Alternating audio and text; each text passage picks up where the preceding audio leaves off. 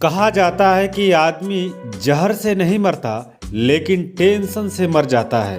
पर एक राजा हाथी पे सवार होकर अपने राज्य का भ्रमण कर रहा था। तभी हाथी के पूंछ से एक भिखारी का कटोरा गिर गया। तब भिखारी को बड़ा गुस्सा आया और बोला, रुक, मैं तुझे बताता हूँ। उसने हाथी की पूंछ पकड़ ली।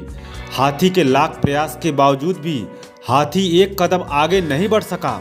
राजा ने पीछे मुड़कर देखा तो भिखारी ने हाथी की पूंछ पकड़ रखी थी। राजा को बड़ा आश्चर्य हुआ, अरे एक भिखारी में इतनी ताकत। राजा भिखारी के पास गए और बोले, आपकी जगह यहाँ पे नहीं है, तुम्हारी जगह तो राज दरबार में होनी चाहिए। तुम मेरे साथ चलो। राज दरबार के मंदिर में सुबह 4 बजे उठकर आरती पूजन करनी होगी और तुमको हर प्रकार के व्यंजन खाने को मिलेंगे। भिखारी बड़ा प्रसन्न हुआ और राजा के साथ चल पड़ा। दूसरे राज्य के राजा से मुलाकात करने के लिए आए। दोनों राजा आपस में बातचीत कर रहे थे। तब तक बातों बातों में राजा अपनी रोब जताने के लिए बोल बैठे कि मेरे राज्य की सेना और प्रजा की तो बात ही छोड़िए, मेरे राज्य का तो अगर एक भिखारी भी किसी हाथी को पकड़ ले तो एक कदम आगे बढ़ नहीं सकता। दूसरे राज्य के राजा बोले, थोड़ा हमें भी तो दिखाइए।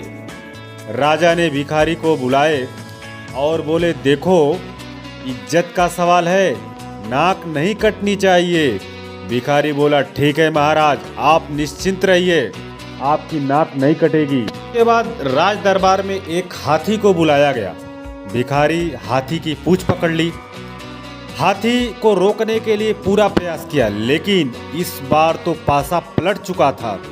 हाथी भिखारी को राज दरबार में घसीटते हुए आगे ले गया। यह देखकर राजा को बड़ा आश्चर्य और गुस्सा आया।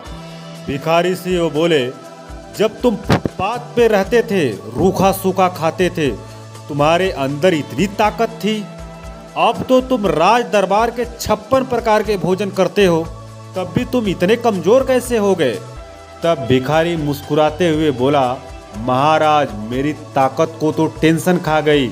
मुझे पहले कोई टेंशन नहीं रहता था, कब जगना है कब सोना है। रात को महाराज जब मैं सोता हूँ तो टेंशन लेकर सोता हूँ कि सुबह मुझे 4 बजे जगकर मंदिर की साफ सफाई करनी है, दीपक प्रज्वलित करना है, आरती करनी है। टेंशन मेरी ताकत को खा गया महाराज। दोस्तों, यही हालात आज के समय का है।